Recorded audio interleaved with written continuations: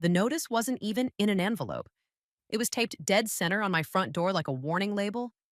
I'd just gotten my youngest out the door for school. Coffee still too hot to drink. Hair in that lazy, I'll fix it later clip. I was halfway to the car when I saw the bold letters, notice to vacate. For a full second, my brain did that thing where it tries to turn words into something else. Garage sale flyer, HOA reminder, anything normal. But underneath, in smaller print, it had my name and my address and a date that made my stomach drop. I peeled it off the door, fingers shaking just enough to annoy me. Must be a mistake, I muttered, like the universe cares what I think. Then I saw the second page, folded behind it, heavier paper, summons and complaint, unlawful detainer. And right there, on where you'd expect a landlord name, it said, Plaintiff Denise Carter, my mother. I stood on my porch staring at it, like if I stayed still long enough, someone would pop out and yell, Gotcha! No one did. I walked back inside, locked the door out of habit, and put the papers on my kitchen counter like they might spread. The complaint was written in that cold, tidy legal language that makes you feel guilty just reading it. It claimed I was an occupant who refused to leave after notice. It claimed I was holding over, in the house I'd been living in for 6 years. The house I paid insurance on. The house I'd repainted myself after my divorce, one wall at a time so it would finally feel like mine. A laugh tried to come out and died halfway. I flipped to the last page. Hearing date, department number. Aught court address, this Friday. My phone was already in my hand before I decided to pick it up. I called my mom. She answered on the first ring, voice bright like she'd been waiting. Hi, honey. I didn't match her tone. Why is your name on an eviction notice on my front door? I asked. There was a tiny pause like she'd been hoping I'd lead with something softer.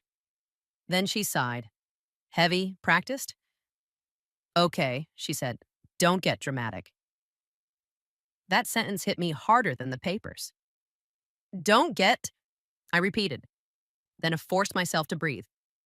Mom, eviction, notice. Why? It's just temporary, she said quickly. Your sister needs a place. You have plenty of room. I stared at my kitchen table, at the little scratch on the wood my kid made with a fork last week. My sister needs a place, I said, slow. So you filed to evict me from my home. It's not your home, she snapped, and then immediately softened it like she could rewind time. I mean, you know what I mean. It's family. My chest tightened. I hated that word. Family. It was her favorite weapon because it sounded warm while it did damage. Mom, I said, keeping my voice low because my kids were still upstairs. Why would you do this through court instead of just talking to me? She made a little tisk sound. We tried, she said. You always make everything hard. I closed my eyes. I hadn't even argued yet, and somehow I was already the problem. Who helped you file this? I asked. Another pause. Then she said, too casually, it doesn't matter. That's how I knew it mattered. I was still holding the phone when my front doorbell rang. Not a friendly ding. A firm press that said, open up. I walked to the door and looked through the peephole. Two silhouettes. One was short and familiar. The other had that stiff posture of someone who thinks paperwork makes them powerful. I opened the door. My sister stood there with a smile that didn't reach her eyes. And behind her was a man in a blazer holding a slim folder like it was a badge. My sister's gaze flicked past me into the house. Cute, she said, like she was touring a rental. You still have the rug. I felt my throat tighten.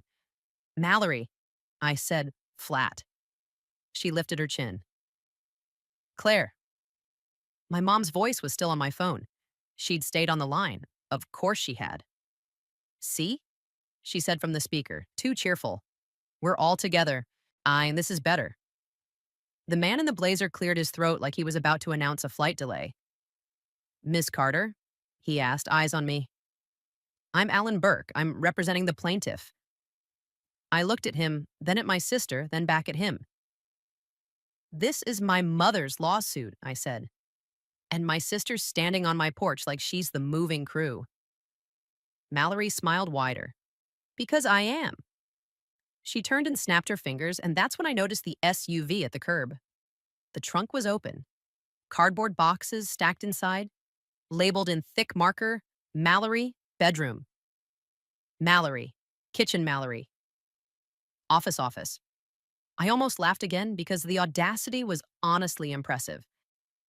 Alan Burke stepped forward half an inch.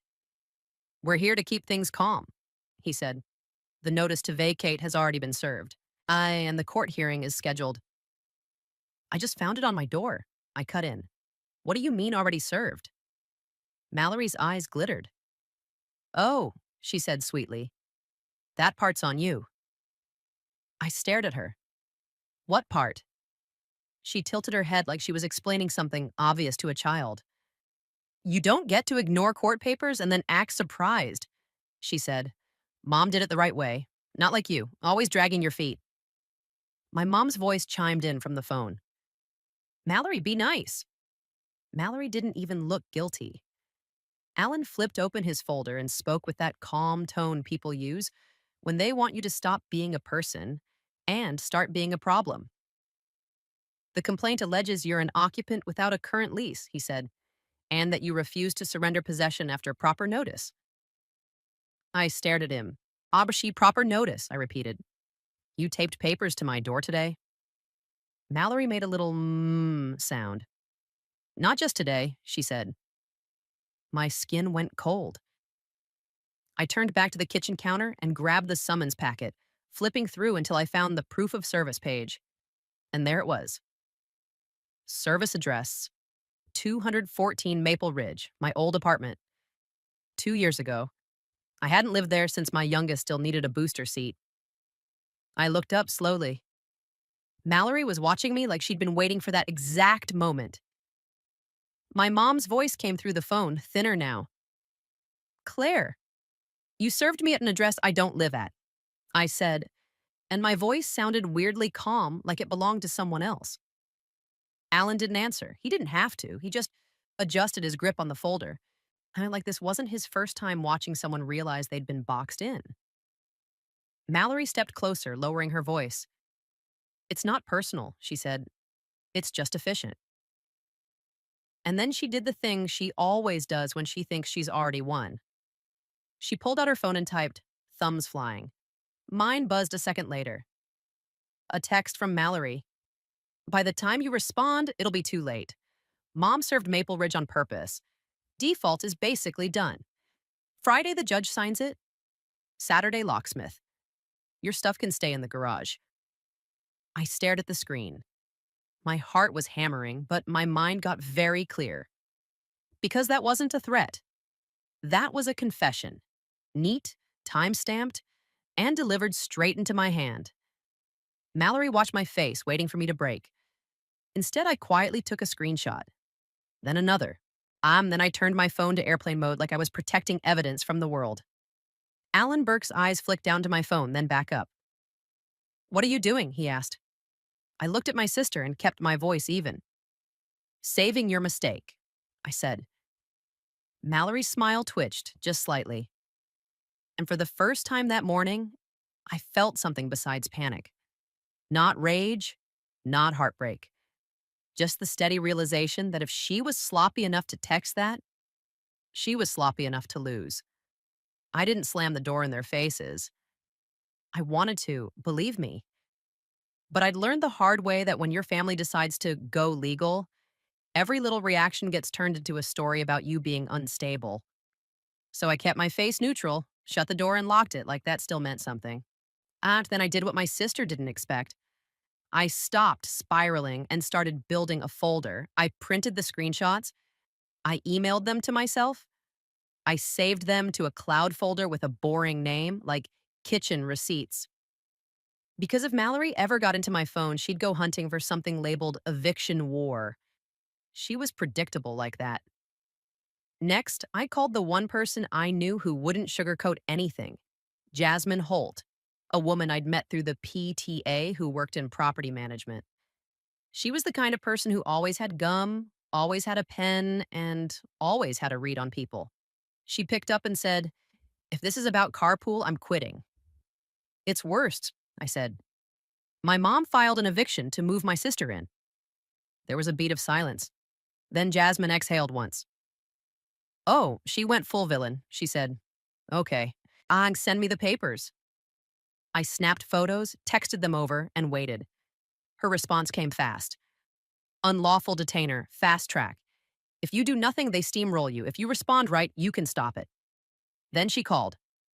"First," she said, "don't listen to your sister. Default isn't basically done unless you let it be." She served my old address. I said, "Maple Ridge. I haven't lived there in 2 years." "That's your opening," Jasmine said. "Improper service. Judges don't love games like that." I swallowed. "Okay, what do I do today?" "Two things," she said. "You file a response so nobody can pretend you ignored it. And you go to the courthouse file to see exactly what they're claiming you are: tenant, squatter, guest, because that matters." I stared at the papers again. "Also," Jasmine added, "if you're on title, eviction may not even be the right tool. They might be trying to use the quick lane because it's cheap and scary." That sentence snapped my brain into a new shape. On title. Because, yeah, I didn't call it my home for sentimental reasons. I called it that because I'd paid the mortgage for years, kept up the insurance, replaced the water heater when it died, and handled every fun surprise a house can throw at you. If I wasn't on title, I should have been. And if I was on title, Mallory and my mom were about to have a problem. I grabbed my keys and drove straight back to the courthouse again, like I was trying to wear a groove into the parking lot. This time, I didn't go to the clerk window first. I went to the self-help center tucked off the hallway, the place nobody knows exists until they're desperate. I'm a man behind a desk, gray hair, kind eyes, uh, been here too long demeanor, looked up. "Unlawful detainer?" he asked like he could smell it. "Yes," I said, holding up the papers. "And I was served at the wrong address." He nodded once, already reaching for a form. "Okay," he said. "We can't give legal advice, but we can tell you what paperwork exists. You need an answer filed, and you may need a motion to quash service or a motion to set aside if they already entered default." He slid a packet toward me and pointed to a line. "Fill in your actual address," he said. "Attach proof, lease, utility bills, anything." "I own," I said before I could stop myself. "At least, I thought I did." He didn't laugh. He didn't judge. He just said, "Then get your deed." So I did. I left the courthouse, drove to the county recorder's office, and stood in another line that smelled like toner and impatience. When I got to the counter, a clerk asked, "Address?" I gave it. She typed, clicked, and turned her screen slightly so she could read. "Okay," she said. "Here's the most recent recorded deed." My heart thumped. Then she frowned. "Interesting," she murmured, scrolling. I leaned in. "What?" She didn't say your sister stole it. She didn't say anything dramatic. She just pointed at a name on the screen. Denise Carter? My mom. Listed as an owner. My stomach dropped, but then the clerk scrolled one more line down and pointed again. Claire Carter. Me. Still there? Still on the deed. I felt something like oxygen rush back into my lungs. "I'm on it," I whispered. "Yes," the clerk said, "you are." I wanted to laugh. I wanted to cry. I wanted to drive straight back to my house and tell Mallory to take her boxes and go rent a storage unit like everyone else. Instead, I paid for certified copies and kept my face calm. Because I was learning something important. Paper doesn't care how bad your hands are shaking. Back at my car, Jasmine texted me, "Any update?" I sent her a photo of the deed copy. Her reply came instantly. "Good. That changes the whole posture. Eviction court is for landlord/tenant. If you're a co-owner, this gets messy for them. Judges hate people abusing the quick lane." I drove straight to a small law office Jasmine recommended. No fancy lobby, no marble, just a receptionist with a headset and a stack of files like her shoulders were carrying the whole city. The attorney who met me was Monica Reyes, mid 40s, practical, calm, hush eyes that didn't miss anything. She read my papers, read the deed, then read my sister's text screenshots. When she finished, she didn't give me a motivational speech. She said, "Okay, we're going to do two things today." I braced myself. First, Monica said, tapping the proof of service page, "We challenge service. They served Maple Ridge because they wanted you to miss this." Second, she said, tapping the deed copy, "We make it clear you are not some random occupant. You're on title. That means their story is convenient." She slid her laptop toward me. "We'll file an answer and an emergency motion to stop any lockout nonsense," she said. "And we're going to request the plaintiff's communications because this text," she pointed at Mallory's message, "is not family talk. It's strategy. It's intent." It was the first time all day someone said it out loud. Intent. We filed before the office even closed. Monica printed the filings, stamped the time, and handed me a receipt like it was a shield.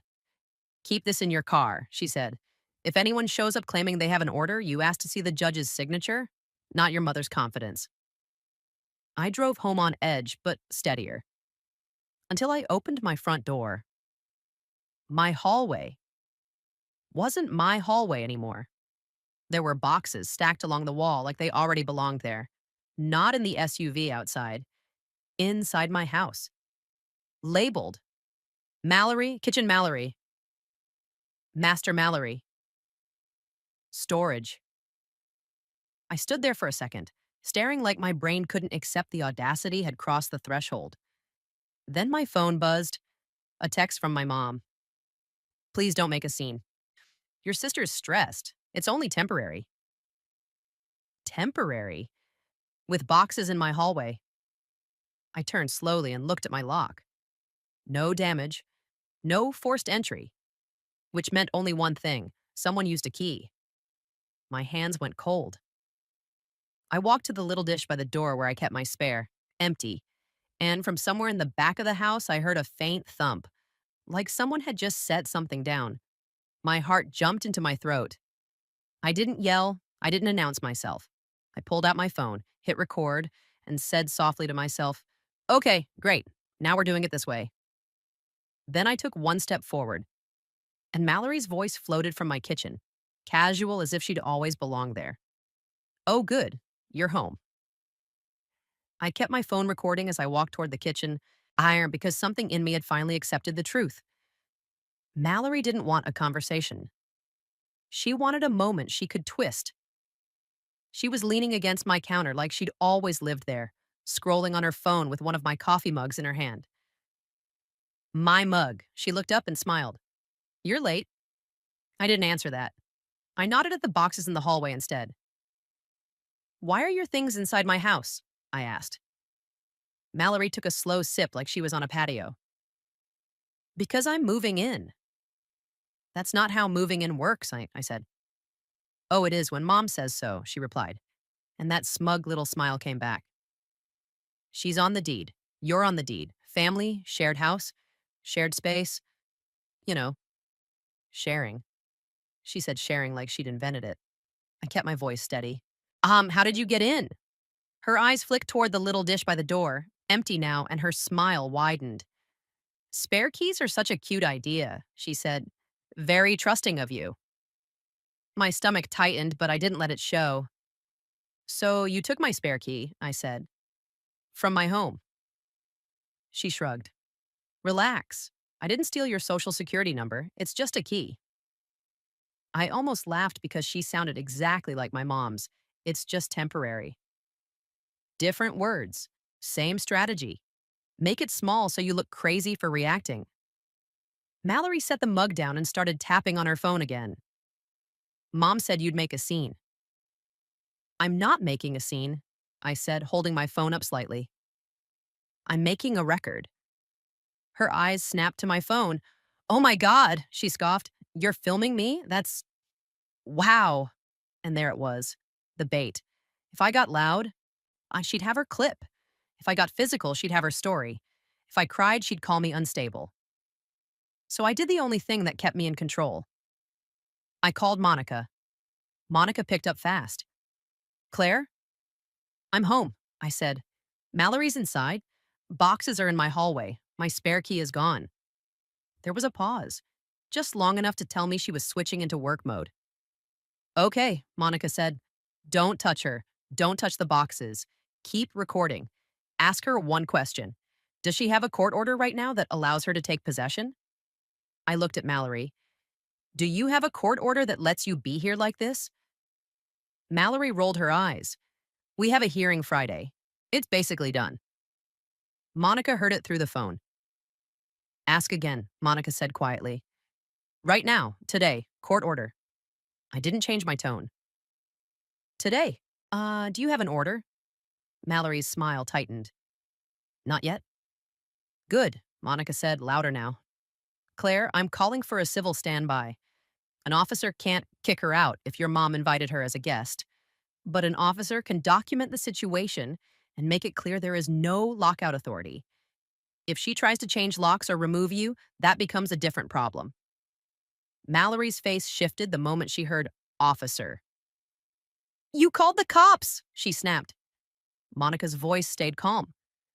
We're calling for documentation. Nobody's arresting anyone. This is what adults do when people play games with the court. Mallory scoffed, but I saw the flicker behind it. She didn't like witnesses who weren't family. While we waited, I walked into my hallway, still recording, and held the camera on the boxes. Mallory, I said, tell me which room you put these in. She followed me out, annoyed. The office is mine. Obviously, you can work from your bedroom. My stomach clenched, but I kept my voice flat. I work from home, I said. That office is how I pay the mortgage. She tilted her head. Then you should have thought about that before you made mom pick sides. I actually had to bite the inside of my cheek to keep from saying what I wanted to say. Instead, I just let her talk. Because the more she talked, the more she proved the point. This wasn't about need. This was about conquest. The doorbell rang again. When I opened it, a uniformed officer stood on my porch, mid-30s, polite, tired eyes, the calm of someone who's seen 10,000 family emergencies. Ma'am, he said, glancing down at his notepad. We got a call for civil standby. Yes, I said. Thank you. He stepped inside and immediately clocked the boxes. Mallory's whole posture changed. She lifted her chin like she was the reasonable one. Officer, she said, bright and practiced, I'm moving in. Our mother filed the eviction. She's refusing to cooperate. The officer didn't react to her performance. He looked at me. Do you have a court order for possession? He asked. I have a hearing Friday. Mallory jumped in. That's basically. Friday is not today, the officer cut in, still calm. Do you have a writ? A signed order allowing a lockout or removal? Mallory's smile froze. Not yet. The officer nodded once. Then nobody is doing a lockout today, he said. Nobody is removing anyone today, and you, he said, turning slightly toward Mallory. Yes, you are not changing locks. You're not blocking access. You are not removing property. Mallory's eyes narrowed. I'm not doing anything. She's dramatic. The officer glanced at the phone in my hand. Keep recording if you want, he said to me like it didn't bother him. Then he looked back at Mallory. This is civil, he continued. If you want to fight it in court. If I get called back here for someone trying to force someone out without an order, that becomes a bigger deal. Mallory did that tight-lipped smile people do when they're furious, but trying not to look like it. The officer asked for names, wrote a brief note, and handed me a small card. Call if anything escalates, he said. After he left, the house felt smaller. Mallory's eyes followed the door shutting, and the second the latch clicked, she leaned toward me and dropped her voice. You really want to embarrass Mom like this? She hissed. You already embarrassed her, I said quietly. You just didn't expect anyone neutral to be in the room. Her nostrils flared. Then her phone buzzed, and she smiled again, different this time. Not smug, satisfied. Oh, she said softly. Here we go. What? I asked. She turned her screen toward me like she was showing off a new purse. A message from Alan Burke. We'll argue you're an occupant, not an owner. Stick to the script. Don't mention Maple Ridge. If she claims she wasn't served, say she's lying. Friday goes fast. Mallory's eyes flicked up to mine. Oops, she said, not even pretending. I stared at the screen. She'd meant to show me the message to scare me. She didn't realize it did the opposite. Because it wasn't just strategy. It was proof they knew the service was bad. They planned to hide it. I held my phone steady and said, "Can you read that out loud?" Mallory's smile faltered. What? Read it, I repeated, calm. Since you're so confident. Her face tightened and she jerked the phone back. Nice try, she snapped, but it was too late. I'd caught enough of it on my recording, and Monica was still on the line. I heard it, Monica said quietly. That's huge. My own phone buzzed then. An email from the court's e-filing system. Subject line, confirmation of filed answer, unlawful detainer. I opened it, and there it was. Date, time, case number. Filed. Not, maybe, not soon. Filed. I didn't wave it in Mallory's face. I didn't need to. I just let myself breathe. Mallory watched me for a second, I trying to figure out why I wasn't panicking anymore. Then she said, low and mean, you can file whatever you want. Mom's the plaintiff. The judge will do what judges do. Monica's voice came through my speaker, calm and blunt.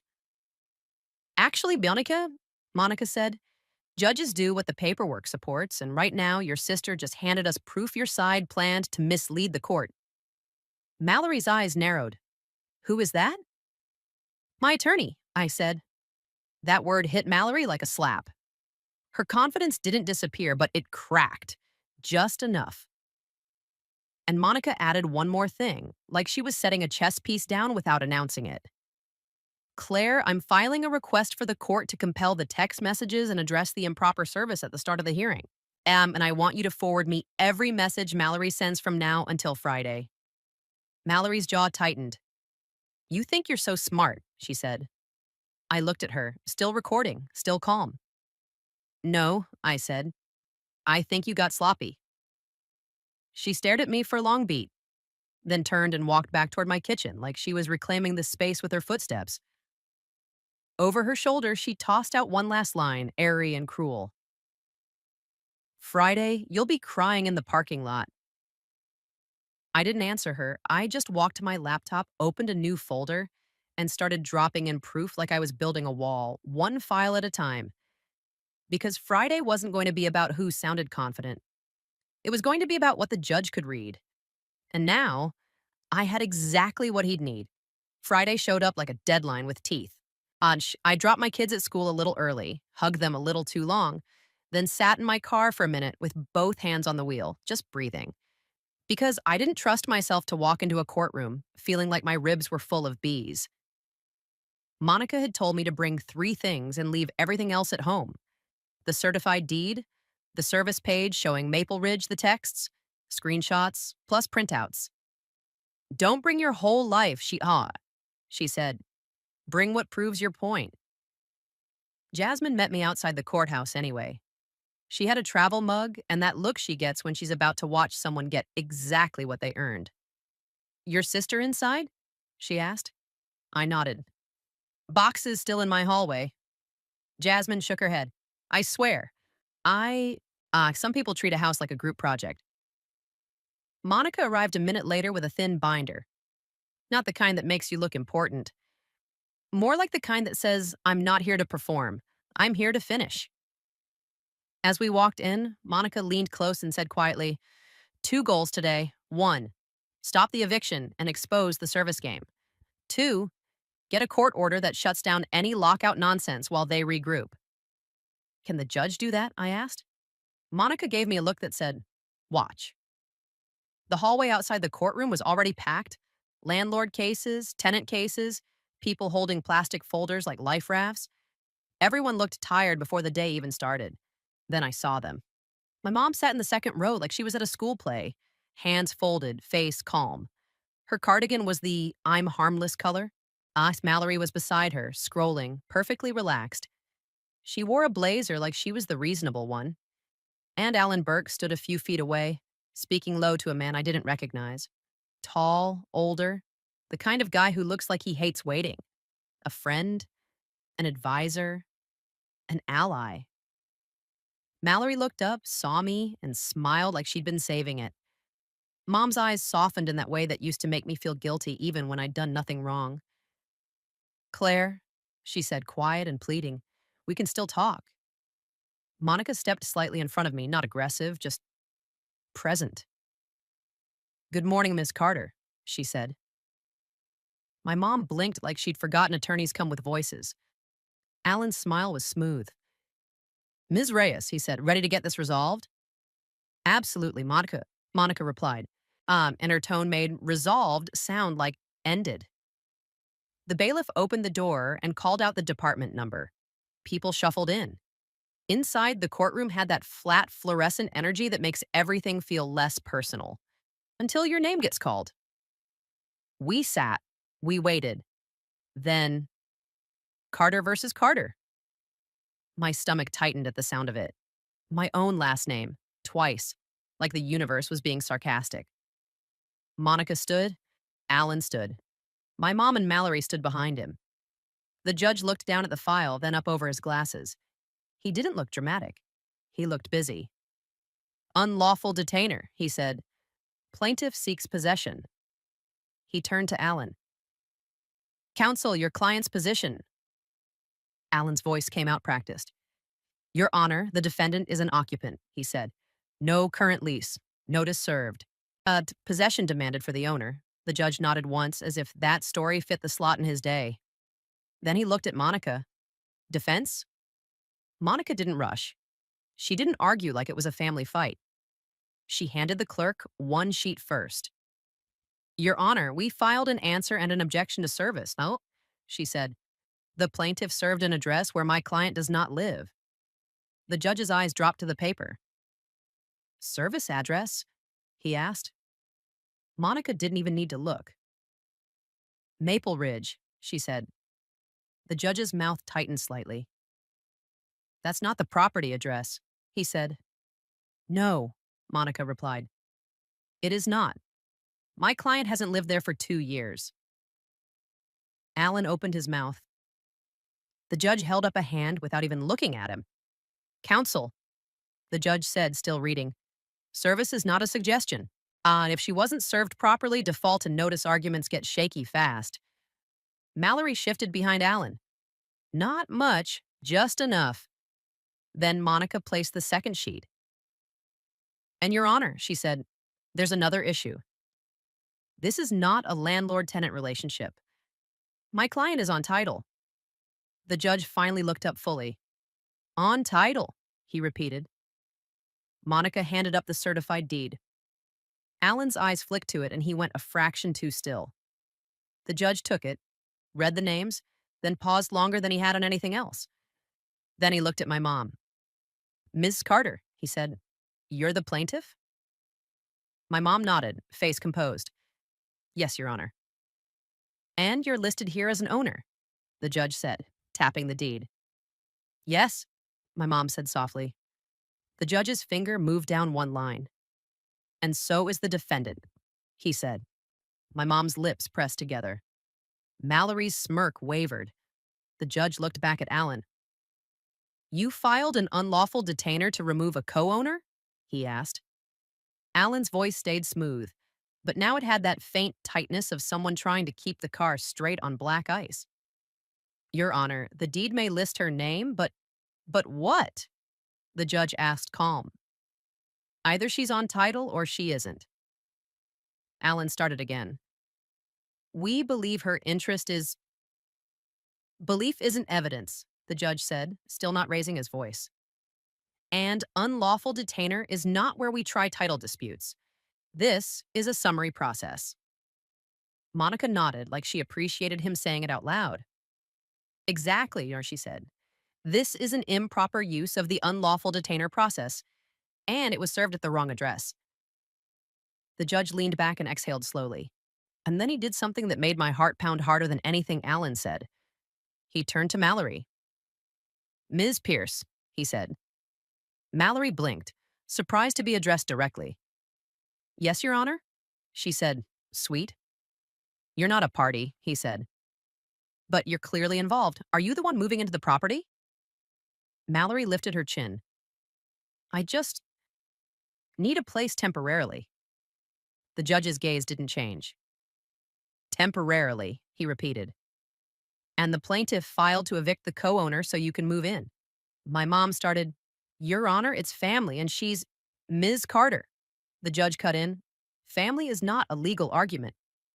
The air shifted. Mallory's confidence thinned. Alan tried to steer it back. Your Honor, possession is being sought because the defendant is refusing to cooperate. Monica didn't let him. Your Honor, she said. There's also evidence of bad faith. The defendant received a text from Miss Pierce stating they served Maple Ridge on purpose to force a default. The judge's eyes lifted. A text, he said. Do you have it? I felt my pulse in my throat. Monica glanced at me once, small nod.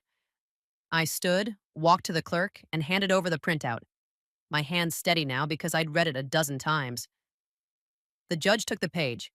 He didn't skim it. He read it like it mattered. Then he read the last line out loud. Mom served Maple Ridge on purpose. Default is basically done. Friday, the judge signs it. Saturday, locksmith. Silence hit the room like a power outage. Mallory's face drained so fast it was almost impressive. My mom's head snapped toward her, eyes wide. Not outraged, more like, you put that in writing? Alan didn't move. He just stared at the paper like it had betrayed him personally. The judge set the page down and looked at Alan. Counsel, he said, voice still calm. Were you aware of this message? Alan swallowed once.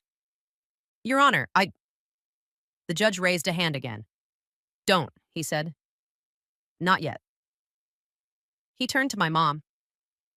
Ms. Carter, he said, did you serve the defendant at Maple Ridge? My mom's mouth opened, then closed. She looked at Mallory like she was trying to decide whether to save her or save herself. Mallory whispered, Mom. The judge's gaze stayed on my mom. Answer the question, he said. And my mom finally said it, so quietly it almost didn't count. I used the last address I had. Monica's voice was gentle, but it landed hard. Your Honor, she said, the defendant's current address is the property address. It's in the complaint. It's on the deed. It's where the notice was taped. The judge stared at my mom for a long beat. Then he looked down at the file again, and the way his expression changed told me something important. This wasn't going to end with a polite warning. He picked up his pen. Here's what we're going to do, he said. The judge clicked his pen once and looked down at the file like he'd just decided he was done being patient. Here's what we're going to do, he said. Alan straightened. My mom sat a little taller. Mallory's smile tried to come back, thin and stubborn. The judge pointed at the deed Monica had submitted. Ms. Carter, he said to my mom, your name is on title. The defendant's name is on title. This is not a standard landlord-tenant relationship. He turned one page in the file and tapped the proof of service. And the defendant was served at an address that is not the property address, he continued. An address she does not live at. Alan opened his mouth again like he was about to start a speech. The judge held up a hand. Counsel, I'm going to stop you, he said, calm. This court is not a shortcut for a family dispute, and it is not a tool for self-help lockouts. Then he picked up the printout Monica had given him, Mallory's text. He didn't reread the whole thing. He just looked at the line that mattered and spoke like he was reading a confession. Served Maple Ridge on purpose? Friday, the judge signs it. Saturday, locksmith, he read. Mallory went rigid. My mom's face changed, like someone had pulled a curtain back and she'd just seen what she'd agreed to. The judge placed the page down carefully. Based on improper service and the defendant's co-ownership interest, he said, this unlawful detainer is dismissed. It took my brain a second to catch up. Dismissed, not continued, not we'll see. Dismissed? Mallory's chair scraped as she shifted hard. You can't, she started. The judge looked straight at her. You are not a party, he said. Sit down. Mallory sat so fast it looked like it hurt. The judge turned to my mom again. Ms. Carter, he said, if you believe there's a legitimate title dispute, that belongs in a different type of case. Not here. My mom swallowed. Your Honor, I thought this was the right way. The judge's tone didn't soften. But it wasn't cruel. It is not, he said. And you don't get to remove someone from a home they co-own through a summary eviction process. Then Monica spoke, steady and clean. Your Honor, we're also requesting an order preventing any lock changes, removal of property, or interference with access pending any future proceedings. The judge nodded, like that request made perfect sense in a world where people actually followed rules. Granted, he said. He looked at Alan. Counsel, you will advise your client. There will be no lock changes, no lockouts, no removal of property. If it happens, it will be treated as unlawful. Alan's smile was gone now. All business. Yes, Your Honor, he said. The judge took a final look at the file and added one more line. Quiet, almost like an afterthought, but it landed heavy. And given the evidence of intentional service at an incorrect address, I am ordering the plaintiff to reimburse the defendant's reasonable attorney fees related to the emergency response today. Mallory's head snapped toward my mom. My mom's eyes widened like she'd just realized this temporary plan had a price tag. The judge signed the order, the clerk stamped it, and just like that, what my sister had tried to do with fear and momentum got stopped by ink and a date. Outside the courtroom, my mom caught my elbow. Her hand felt light, like she didn't have the right to hold on. Claire, she whispered, voice shaking. I didn't know she texted that. I looked at her hand on my arm, then back to her face. You put your name on the lawsuit, I said quietly. You didn't have to text it to mean it. My mom flinched. Mallory walked past us, fast, face tight, pretending she wasn't losing control. Alan followed her like a man who already knew what his next invoice conversation was going to sound like. Monica leaned in and spoke low, practical. Do not go home alone, she said. We're going with you, and we're bringing a civil standby again, this time with a judge's order in hand. Jasmine, who'd been sitting in the back of the courtroom like a silent witness, let out a breath. I swear, she muttered, your sister treats court like it's customer service. An hour later, an officer stood in my entryway again. Different one this time. Older, calm, the kind of guy who had zero interest in anyone's theatrics. Monica handed him the stamped order. He read it, slowly. Then he looked at Mallory, who was standing in my kitchen like she was waiting for me to give up. You have a court order for possession? He asked her. Mallory's mouth opened, then closed. The officer nodded once, as if that told him everything he needed. Then you're not moving in today, he said. Those boxes have to go.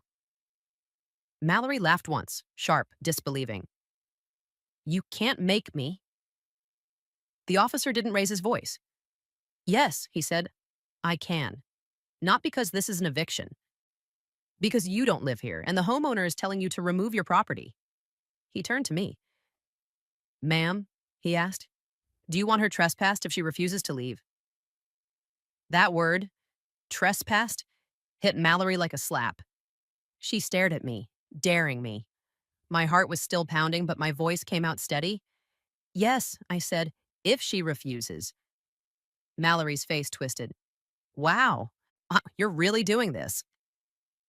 I didn't argue. I didn't plead. I didn't explain my feelings like she'd earned them. I'm ending it, I said. The officer stayed right there while Mallory hauled her boxes back out, one at a time, muttering under her breath the whole way like a person doing community service.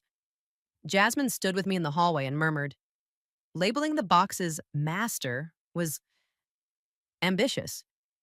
I almost smiled. Almost. Then Mallory did one last thing, because she couldn't leave without trying to take something. She reached toward the little key dish by my door like she was going to accidentally grab the spare again. The officer's voice cut in, calm but firm. Don't, he said. Mallory froze, then lifted her hands like fine, whatever. She walked out. The officer watched her go, then looked at me. You change your locks today, he said, like a dad giving the one obvious instruction everyone ignores until it's too late. Monica nodded. Already called a locksmith? That evening, I sat at my kitchen table while the locksmith rekeyed the deadbolt and Monica typed up one more document. Not a dramatic letter, a boring one. The kind that holds up later. A written trespass notice addressed to Mallory. Monica explained it in one sentence that even my tired brain could hold. This is the paper that makes it simple the next time she shows up, she said. No debate. No family. Jasmine left when it got dark, but not before she squeezed my shoulder. You did the right thing, she said. Not because she deserved it, because your kids do. After Monica left, I walked down my hallway and looked at the bare spot where Mallory's boxes had been. The space felt quiet, real quiet, like the house was finally mine again. My phone buzzed once, a text from my mom. Please don't cut me out. I didn't want this. I stared at it for a long moment, then typed one sentence back. Then stopped choosing her plans. I didn't add a heart. I didn't soften it with a smiley face. I didn't do the emotional labor for her because I was done being the person who made things easy for the people who made things hard.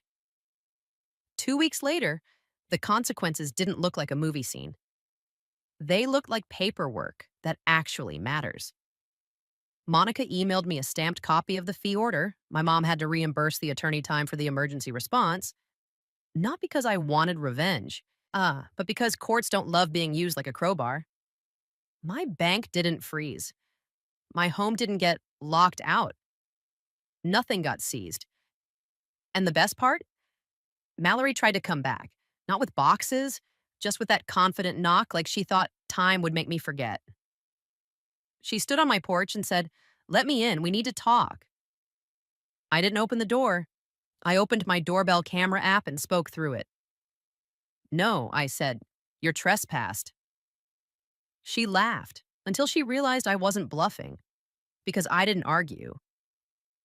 I called the non-emergency line, gave the officer the trespass notice number Monica had put on the document, and said calmly, "She's here again." When the officer arrived, he didn't ask me to work it out. He asked Mallory to leave.